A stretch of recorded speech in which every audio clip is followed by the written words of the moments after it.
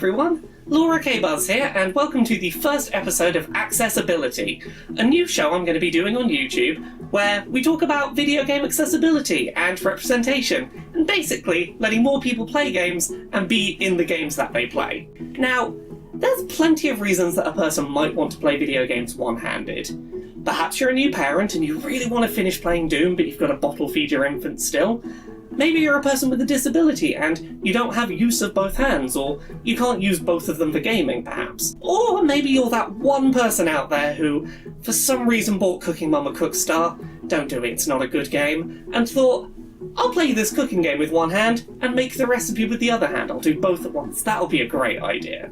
Now, video gaming with one hand has never been like an easy thing to do, but a recent update on the Nintendo Switch does make it more accessible than ever, and for the most part, this Switch update is fantastic. I do want to give some praise to Nintendo. They have made playing games one-handed probably easier, on the whole, than any other console manufacturer.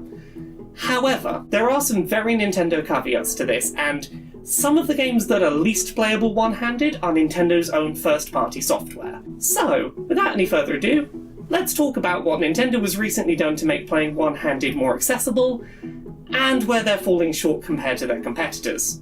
Around 6 weeks ago, in mid-April 2020, Nintendo released a firmware update on the Switch which, among other things, added the ability for players to remap controller button inputs on a system level. Players can select a first-party controller, select each physical button and stick input, and tweak which button or stick appears to have been pressed instead.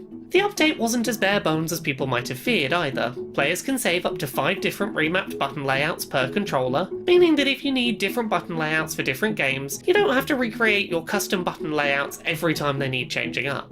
Overall, the update is a great step forward for accessibility on the platform, as controller remapping always tends to be. The ability to move vital inputs off of buttons a player cannot comfortably press is an overwhelmingly positive move, and is helpful to a wide variety of players. However, because the Switch Joy-Cons are so lightweight and able to be comfortably held in a single hand, this update is perhaps more helpful on Switch than it is on PS4 or Xbox One, as it opens the door for games to be mapped to a single Joy-Con. Over the past few weeks, I've been experimenting with a variety of games on Switch, trying to see which games handle being played one-handed well, and which games struggle. I wanted to get a sense of the limitations of playing Switch games one-handed as an accessibility option, and there sure are a couple of those. Firstly, games that work well with a single Joy-Con. Generally, any game with fixed camera angles, or a camera that moves automatically, works well when played with a one-handed Switch controller setup. Side-scrolling platform games, such as New Super Mario Bros. U Deluxe, or top-down adventure games where you don't have to press buttons at the same time as moving your character, such as Undertale, map really well to a single controller.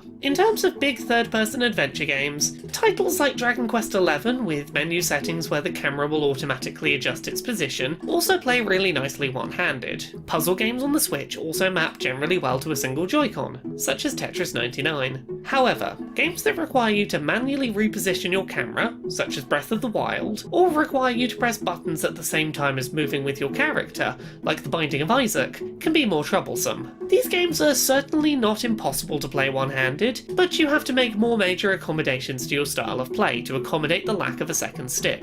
It would help if there was an option to map a held button so that it changed which stick was being emulated, allowing for movement and camera aiming on a single stick, but for now players will need to rely on games creating good camera angles for them. On the whole, I was really impressed with how easily most of my Switch library could be remapped to a single controller. Sure, a few games required a bit of mental relearning, but it was usually possible to find some control scheme that would work, so with a single controller, you could play the game as normal, or at least most of the core functions of the game. While Nintendo should be commended for taking this valuable step forward into making their games more accessible to more people, there is one aspect of Switch games that cannot be remapped, and it mainly impacts Nintendo's first-party software. While you can remap the buttons of your Joy-Con, you cannot remap motion controls, and that means a lot of Switch games are still unplayable for many. A lot of first-party Nintendo games contain motion-controlled content that, for all intents and purposes, could have optional controller or button inputs, but simply don't. In Breath of the Wild, shrine puzzles that require fine motor control and motion tilting to complete could theoretically be mapped to an analog stick as an alternate control method. In Pokemon Let's Go, when the game is docked, throwing Pokeballs can only be done via motion, even though in handheld mode Nintendo offers players the choice to use an analog stick and buttons instead.